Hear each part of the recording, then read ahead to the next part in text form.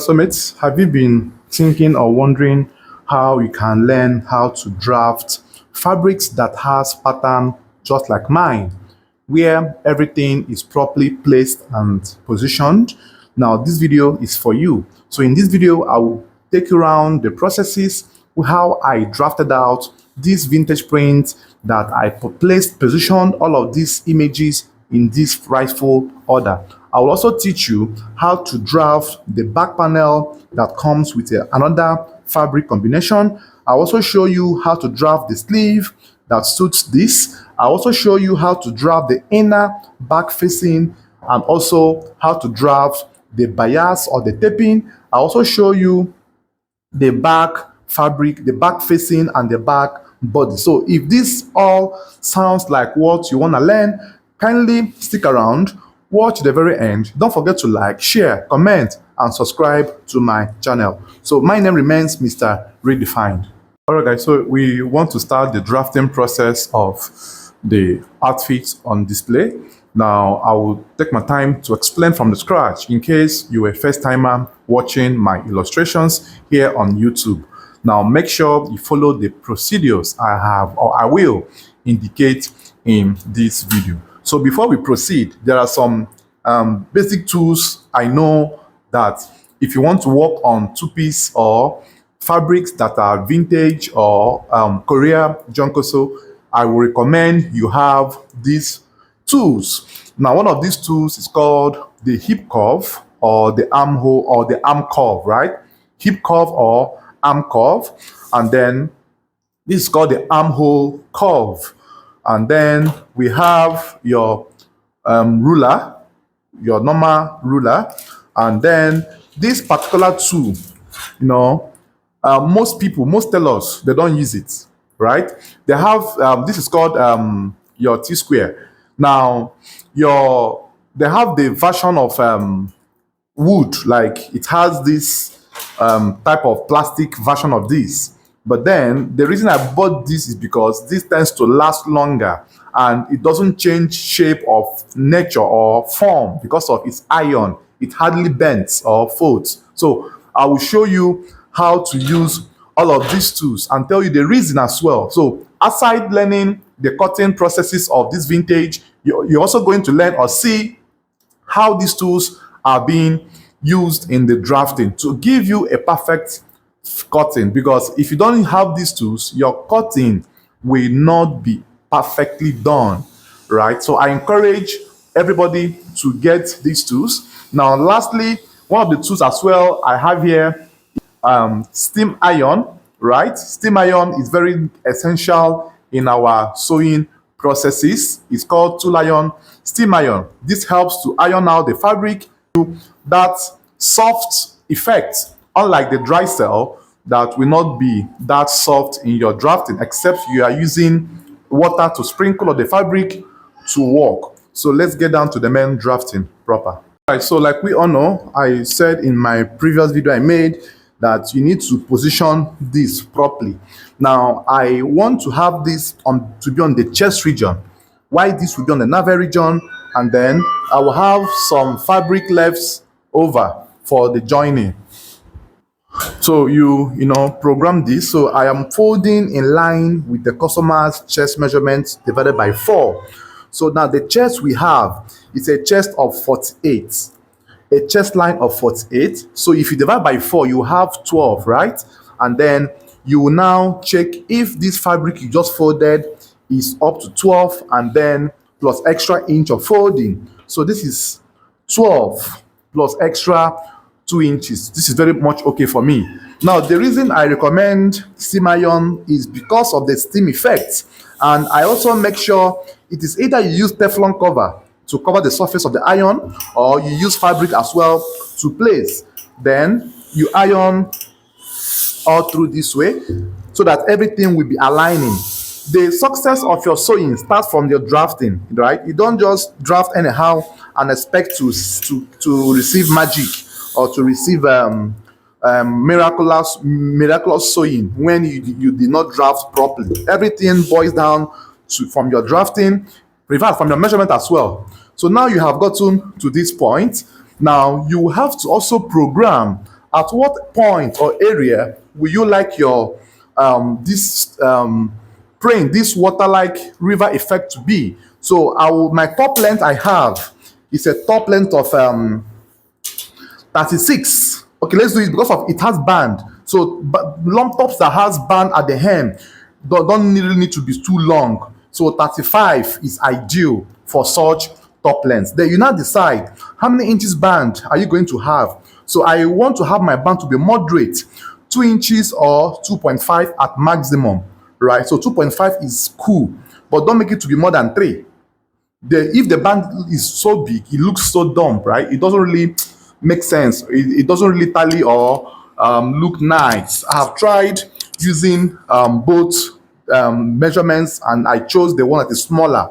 2.5, 3 inches is ideal for band. So now I will minus or deduct 3 inches from my length of top. So if you remove it, it now become 32, right? Then you will now add extra 1 inch for the band joining and the shoulder joining. It becomes 30 what? 3. So now you now mark out a certain baseline. Now you now cross check 33 top length from this point. 33 top length. So which is at this region, 33 inches top length, right? So I want this to be somewhere at the down part of the top. Bear in mind, if I want this to be at the middle, I will bring down my hand this way and it will come at the stomach region. I want to be a bit below the belt region, right? So here is ideal. This is where I chose. You can decide to place yours anywhere you want. But then, however, you're also going to take bearing from the flower, from the palm tree effect here. So this palm tree will be nicely positioned within the neck region, within the chest region. So I can just say, okay, since I want the neck to the palm tree to be considered, I will now measure 3 inches from here, where the palm tree ended, right? Where the palm tree ended. So this is my neck depth. I will not take the full length of 33, which I have already mapped out. Do you get? So I will now mark my top length to be at this point, and then I will, draw the lines across. I hope you're following, right? So this is called placement of patterns. You decide on where you want your patterns to be. So just watch carefully. This will be a long video, so pardon me because I can't pause or skip any parts. I will not edit this video. I will put it up straight up as I have recorded them. Then I have gotten my top length of 3, which is very much okay for me. Now the next I will get is my armhole depth.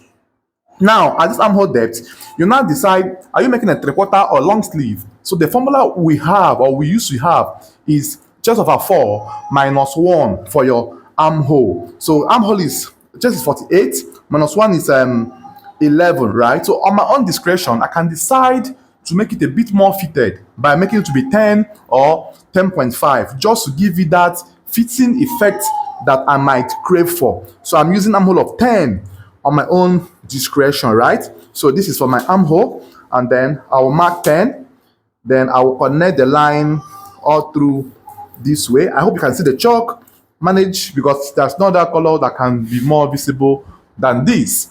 Then after which, okay, I think I'll need to cut out this panel so that it doesn't get confusing.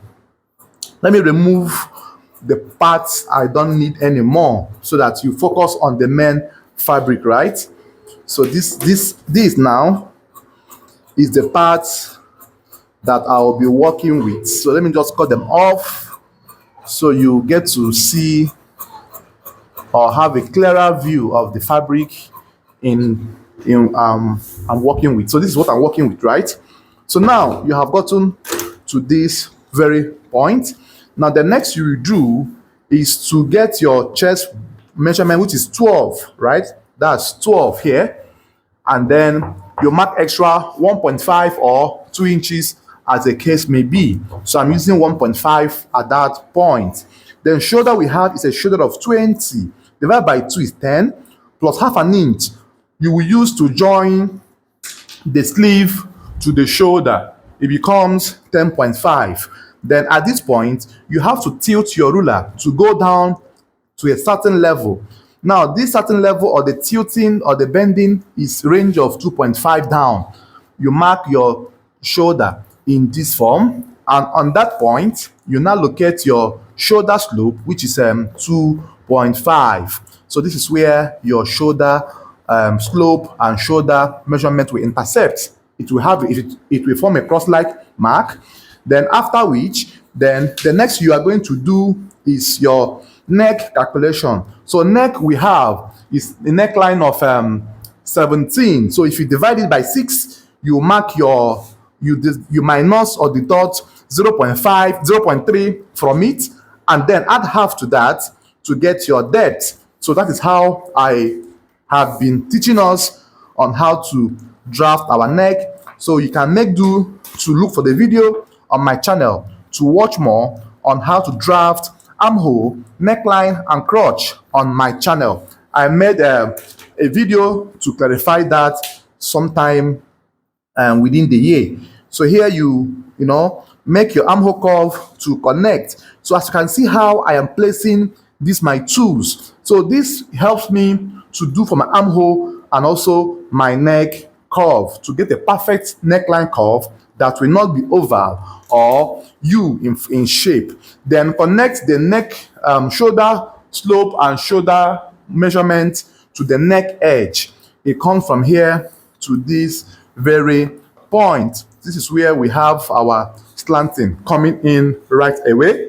After that, you tilt your shoulder measurement to go in by half an inch or 3/4 of an inch from the original shoulder measurement. It goes in this way. Now, the reason for this is to help you to achieve a perfect armhole curve that will not have rumples or foldings on the armhole. After which, take your pattern, your armhole curve, place this way, and then make sure that this armhole curve is coming in half an inch inwards from the midpoint of this region. And then we connect the line all through this way. It goes all through this way. And that is all you need to do, right? And then let me cut. Then you will see the placement, how everything will come out on its own. You cut, then cut out here as well. So you see that when you're working with vintage fabrics, you need to have iron. You need to iron them so that it can relax. Because if you don't iron them, it will keep on dangling and shifting, which might make you make mistakes, right? So here I have cut this out, and then let's see what we have. Look at the beautiful placement we have right there. You see how everything is properly placed, right? This is how yours should also look like. Now, imagine you don't know how to achieve this placement, and then you have this fabric and you mess it up, it will really be bad. So this is how you cross-check all your fabric and have your placement rightly done. And also be in mind that this must be a shoulder zip. You cannot put flap at this point, because anything you put on the center region will alter the beauty of this outfit. You see, right? So this is just a very perfect way to draft such fabric that has print. You make sure that everything is facing upright and everything is nicely placed. So let's now cut the back. I will also show you guys how to draft the back with the Jonkoso print I have there as well. So now we have folded for the back panel. Bear in mind that the trouser is going to be red, the back panel will be red, the sleeves will be red, right? So this ox blood, right? So here you fold the front panel as well in this form, and then this is the time you also make some decisions. Now, decisions in the sense that the front panel was programmed to have a band in front. So you now decide, are you going to also put this band at the back? Is the band going to go right round, or is the band is it going to be only for the front? So if it happens that the band is going to be only for the front panel, what you need to do is to add extra 4 inches here for the back folding or hemming. But if you know that you want the band to be right round, you are going to cut this equally. right? The front and back will be equal in height. So this is length rather. This is also one important area you need to also be very careful and critical on, because if you don't do it that way, you end up having issues. So after that, the next you will do is to raise the back panel by the same value you slanted the front, which is 2.5 inches this way. Raise it again by as well 2.5 inches as well, and after which you connect the lines all through this way. And then for the neck width of the back, convention will tell you that the front neck and the back neck are not equal in width. Rather, but after joining, it becomes equal. What do I mean? The back neck should be at least 3/4 inch wider than the front neckline. So what you need to do here is to slant your ruler and go 45 degrees backwards and make a mark in this form, so the neckline falls in as against going straight. After that, you now mark the neck depth of 1.5, which is a constant value or measurement for marking your neck depth. After which, place your pattern, your armhole curve in this form. Make a curve from the neck width, and it goes all through this way. After you have gotten to this point, then you cut. Please watch attentively how I am cutting out this. If you replicate my processes, you will not have any issues or whatsoever. Now, in some cases, there are some clothes you will cut. The armhole of the back and front might not be equal, like it might not be equal. The armhole might be, 1 inch or 3/4 inch wider from here this way. Now, all of these things still boils down to your pattern of stitching or sewing. But then, anyone you are used to, you can adopt that. So I already know how to draft mine to make the both armholes to be equal with this my pattern I am using. So if you feel you need to make yours to have that extra inch on your armhole, you go ahead and make it available. But I will encourage you to try out this and see the finishing you will have. Your clothes will fit you properly. So just cut with this method, cut all through with this. So this does not really mean that the other method is not good though. It's still okay, for those that are used to it, but I don't normally use it. So now after you have cut out the front armhole and the neckline, the back rather, you slope this to come down in this form. Now, someone will ask me, what is the extent of the slanting or sloping? The extent will be 2 inches slant, like you will bring the back to come to the front by at least 2 inches down. Now, this will give you a view of how the cloth will be properly seated after you have sewn, and after which you now trim out the excess armhole region or shoulder region this way. After you have trimmed it out, you now cross check the neck region and also trim out any excesses as well that you will see on the neck region. So this is how you draft your front panel and back panel of your vintage. So the next I will show you as well will be on the sleeve. Of course, this will be the sleeve fabric and also the back facing and everything. I will show you the whole drafting then before we see the sewing processes. Now for the sleeve drafting, now I want to tell you a guide on how to fold your sleeve. So the sleeve folding, the first step you need to do is to make sure that you are using the biggest round sleeve value to fold the fabric plus extra 5 inch of extra 4 inches rather, extra 4. So the round sleeve we have is 17, right? That's 8.5 divided by 8.5 plus extra 4 inches. So this will guide me. This will be enough for my sleeve. Then because I am doing the two sleeves at once, I just had to fold it backwards this way. Now in some cases, if you are making a sleeve that has any type of folding or anything, you need to consider it. But this one will be a plain sleeve. I don't want to put the slit opening that you do see on sleeves. It will not suit into this particular client's looks, because those things are pertaining to some person's perspective and shape and looks as well. So having said that, then I will mark out certain inch for the folding, which I like using 3 inches. It gives me a bold fold at the hem of my sleeve because it will make it to be a bit relaxed and more firm.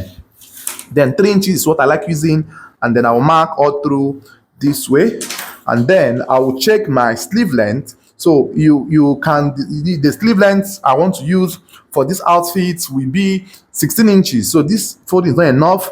I have to increase it again. So I will first of all get out the 16 and then plus extra 3 inches for the hemming, or I can still use 2.5 to fold.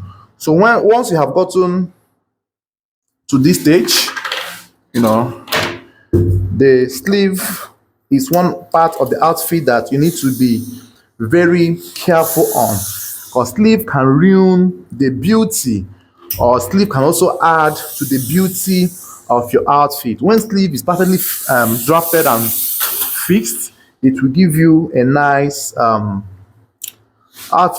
outlook. So here, this line is no longer in existence. I have removed it. So here I can use 2.5 or 3. However, let's use 2.5 for the folding, since we're having a longer sleeve now. 2.5 right here. So ignore this line. This line is no longer in use, right? Ignore the line. And then you now put the length of your sleeve of 16 plus half an inch for the joining to the shoulder. So this, the tip of this part is my sleeve. Then you measure, your sleeve is 17, 16. The tip of the sleeve is 16, that's 8. So you mark 8 inches and extra 1.5 like that. Then come inside the sleeve here and come down by 4 inches for what they call the inseam, or the inseam, right? Then here you confirm the sleeve measurement of 17 plus extra 4 inches to know at exact points where your folding should have ended. When you have gotten that, then you connect that point to the tip of the sleeve. Please note that I am teaching this sleeve as for beginners. So if you know how to cut sleeve already, don't bother doing all of this. Go ahead and cut. So I'm making my videos very explanatory for those of us that just joined us for the very first time. Then use your sleeve curve just this way, and then you connect in this form, and this as well should be tipped out in this form as well. Or better still, you can fold this and then make sure it's on the sleeve allowance, and then make it to go straight this way. It still gives you the same result. And then measure the total distance from here, 13.5, divide by 2, 6 3/4. Divide this by 2 again, you are going to have 3 3/4 as well. Divide by 2 again, you have also 3 3/4, yeah?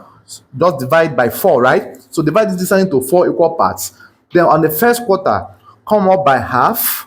On the last quarter, come down by 1 inch. With your freehand sketch, connect the tip of the sleeve to the half an inch, to the midpoint, to the 1 inch down, and back to the 4 inches, and you are done with your sleeve curve.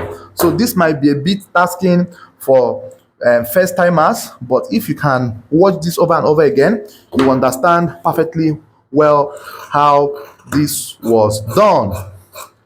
Then cut till that very point, and then cut this as well till that very point, so which you can now, slit the tip of this sleeve in this form. So this gave us a guide on how to fold. So we are done with the sleeve. So let's do the back facing and the inner fancy facing. For the back facing, all you need to do is just to fold one edge of the fabric in this form. Fold it all through this way, and then you bring your back panel. just like this, and place on top. Now make sure that what you are placing is exact of the width which you have drafted out, and the length will be for now 1 inch shorter than the armhole depth of the front panel. Please note, it's very important, right? 1 inch shorter than the armhole depth of the front panel. So you make sure you place it rightly in that form, and then you cut out. You cut out as well. So you cut it out from here, just this way. So now there's what they call inner fancy facing. Now this helps you to have a sort of a decorative fabric inside the neck region of your outfit. And some persons could cut this as a full facing, while some could cut it as a smaller additional fabric. So whichever one you call it, let me show you how to do it as well. Remember, we use vintage on the front panel, so it's advisable that you still retain the same print or vintage that you might have used in your drafting stages. So I want to just, pick up a neckline that will showcase any of these flowers. So I will just fold this into two like this, and I will now bring the back facing. I will bring the back facing. So this is usually cut with the back facing, right? So bring the back facing, place it on that point you want to bring out, just like this, and then you iron thoroughly. You iron thoroughly. So once you have ironed this thoroughly like this, then the reason for ironing is to make them to lap, right? As you can see how it lapped immediately. So you trace out this neckline, you trace it out. So if you wish to cut this as a full facing, it's good, but then I feel it's going to add to more weight on the outfit. So I will cut it somewhere midpoint of the shoulder, of the back facing shoulder region, right? And then it will be 2 inches shorter than here. Then the total length you will have is 6 inches from the neck depth, 6 inches, 6.5 in maximum. So that when you stitch this first, the back facing will cover whatever you have sewn inside. You can decide to make it square or curve, any one you want to do, but I prefer curvy. So it adds beauty to the cloth inside. So you curve all through this way, and this is what we have. So we have cut out the inner back facing. So let me show you what it looks like, or where it will be placed in our outfit. So this would be rightly placed at the wrong side of this neckline at the back. I will weave this or fold. So this will be placed inside like this, while our label or brand name or whatever you have will be positioned somewhere here. So virtually I'm done cutting the panels. Is remaining the piping or the bias, so which I also show you now. As for the bias or the piping, one of the easiest ways you can cut bias is by simply picking up one edge of the fabric and fold in an angular form, just like this. Now this folding, you are going to make use of this angle to cut your bias. So how then do you do it? You measure that the length which you have folded is up to 21 inches, right? Or more than 21 inches. So this is 23. You can increase because we are dealing on shoulder zip. Then you now measure 1.25. 1.25 if it's unfold 1.25.